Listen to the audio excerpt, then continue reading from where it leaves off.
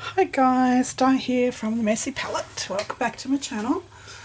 I have got today my final flip through of my guest design team challenge for non-stop paper crafts, and they're So Shabby July.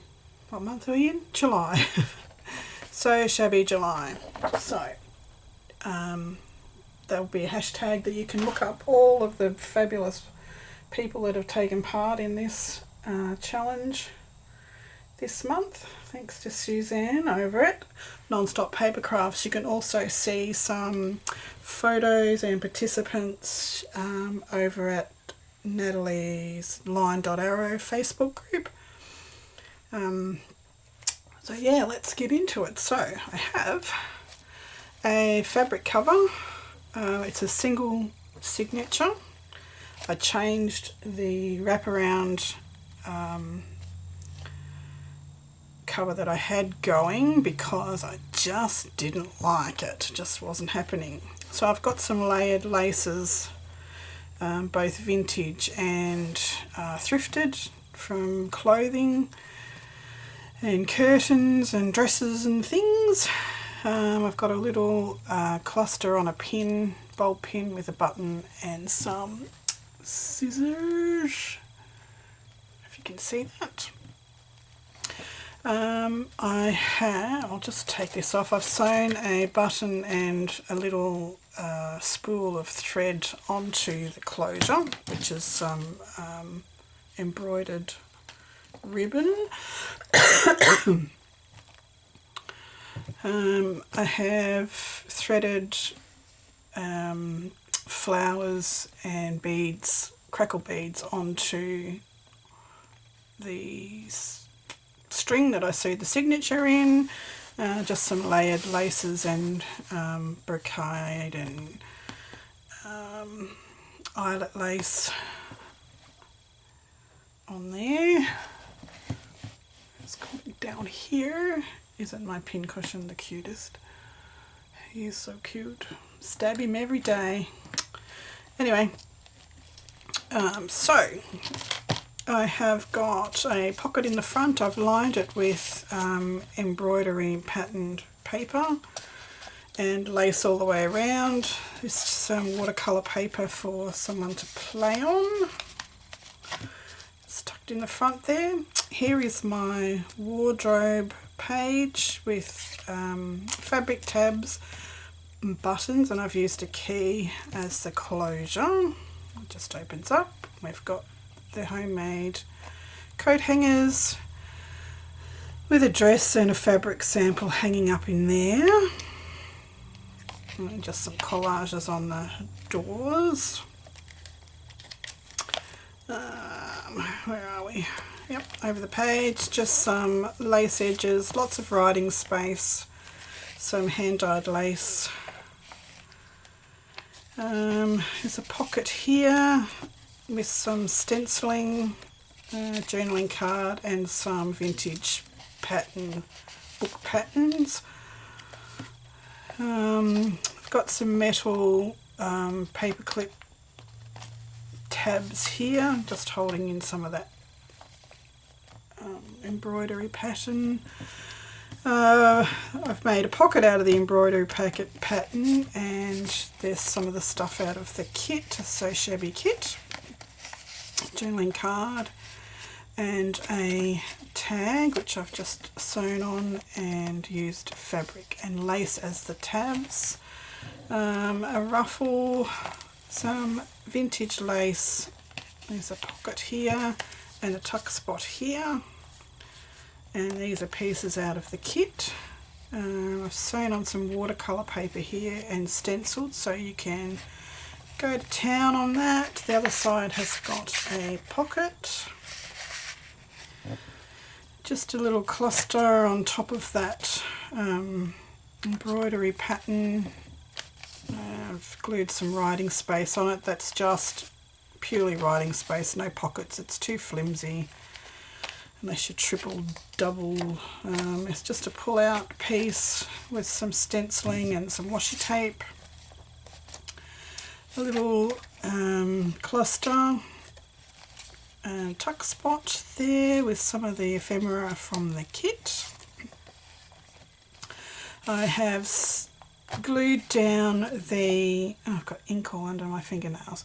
I have glued down some of that vintage book pattern paper onto some coffee dyed paper because it was just too fragile, and I've made it into a pocket. Another piece of watercolour paper made into a pocket with some lace on this one. I have made that embroidery paper, I've doubled it over, I've actually tripled it over, and made that into a pocket. Writing space, another ruffle. This is the centre signature, so I've got two pockets with a lace and a tag in each one of those. That is the glued down pattern paper. Some of the ladies from the kit with a piece of vintage lace there. A pocket, and I've just put some of the fabric that I've used throughout into there so people can cut off a piece and use it as they wish. The other side of that pocket paper, and found these vintage snap fasteners from Woolworths, and they were 43 cents. Now they're probably about $16. Just some more writing space, some of that pattern paper, some more watercolour paper. I have used the pattern paper as a pocket. There's a tag in there. And that's the other side, so that's actually a wraparound pocket. There's a button card in there. This is the tags from the kit, and I've made it into a holder for bows. So there's some little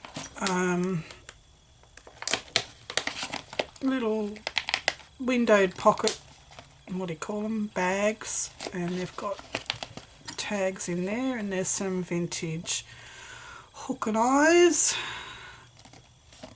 and I've made that into a tuck spot so you can tuck whatever you like in there. This lace is just so pretty. Look at how pretty it is. So pretty. That's all hand dyed. Hand painted actually, not dyed. Another one of those metal paper clips holding on some ephemera into a tuck spot, and a pocket with one of the dresses from the kit. Bit of lace, bit of sewing, and on the back we've got another pocket with some spare papers and things tucked in. So that's my take. Thank you for having me as a guest design team member in this challenge. It was lots of fun. Sorry I didn't get to film more. I've just been struggling with this asthma this month for some reason. With this, it was triggered by COVID, but I'm starting to come good now. What I was going to tell you about these metal letters was when my boys were young, they're now in their 30s and late 20s. So when they were 6 and 7, we had a friend who owned a car yard, a wrecking yard, and he let them loose in there with a screwdriver and a hammer for the day, and they came home with all the letters and things off the cars. So I have this box which I've carried around for 20 odd years, full of letters which were the names of cars. So that was pretty cool. Anyway, so I thought I'd let it come in handy one day, and look, it did.